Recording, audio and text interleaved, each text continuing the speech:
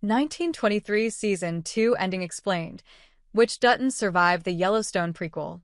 The Yellowstone prequel draws to a close in brutal fashion.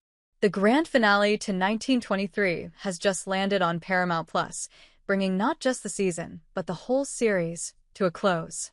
It marks the end of another chapter in Taylor Sheridan's sprawling Yellowstone franchise, and an incredibly intense one at that.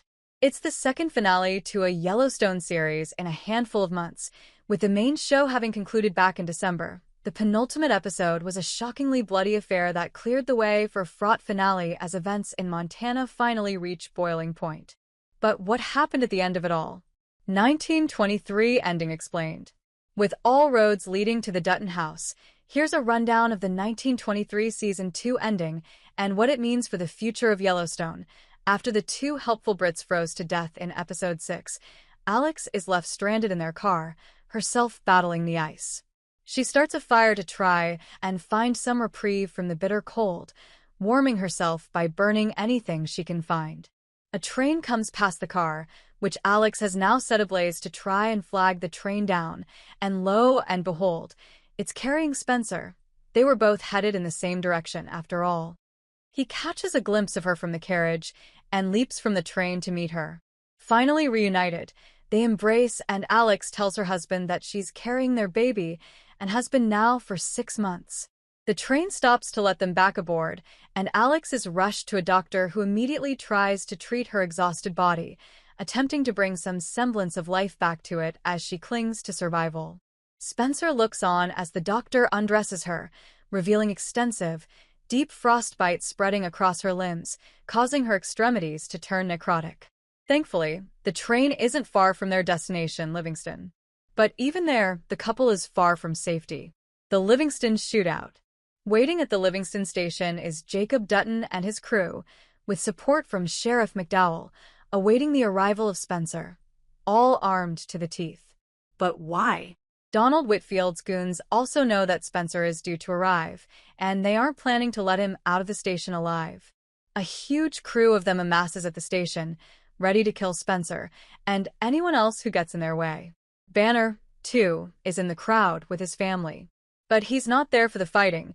He's decided that he's had more than enough of working for Whitfield, and he intends to escape to Portland with his family. The train pulls in, and before Spencer's even stepped onto the platform, the shooting begins. It's utter chaos, and seemingly no one escapes without wounds. Whitfield's henchmen fall one by one, including Banner, who, in a fleeting moment of bravery, defends Jacob and takes a bullet himself. Crucially, Spencer, after a brief reunion with his uncle Jacob, also bloodied, manages to disembark the train and then makes his way onward to the Dutton ranch. What of his wife, Alex? She continues on her way through Livingston toward the hospital at Bozeman. But she's not alone. The Dutton house under siege. Dutton's cohort of cowboys speed from Livingston Station to the Dutton ranch, knowing that more of Whitfield's men will also be attacking the house and its inhabitants. And they're right. The house has been subject to a siege for hours. Kara is holed up in a high window with a rifle, taking precise headshots at the assailants. Meanwhile, it's the trusty Zane who's leading the defense on the ground, while the house is encircled by aggressors who continue to arrive in waves. Kara and Zane have held them off for the most part, but as night arrives, the attackers smash their way into the house. Thankfully, not far behind is Spencer, who cuts through Whitfield's mob with ease.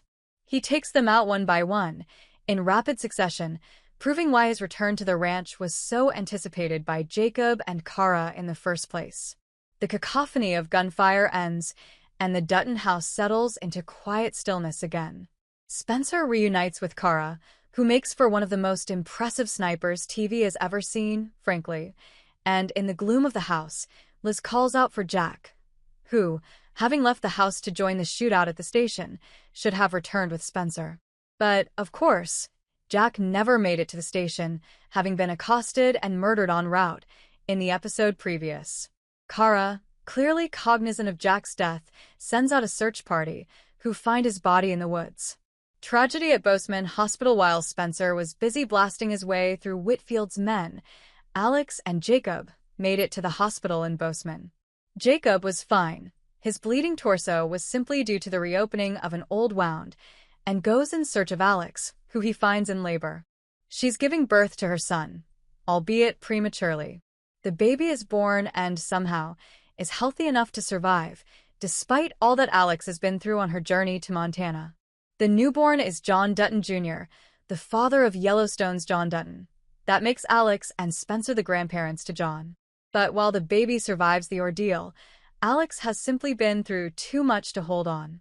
Having now had the satisfaction of reuniting with her husband, however briefly, she's utterly sapped of life.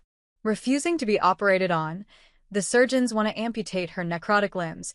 She holds her baby and accepts death. Spencer arrives at the hospital and sleeps by her side. When he wakes up, she's dead.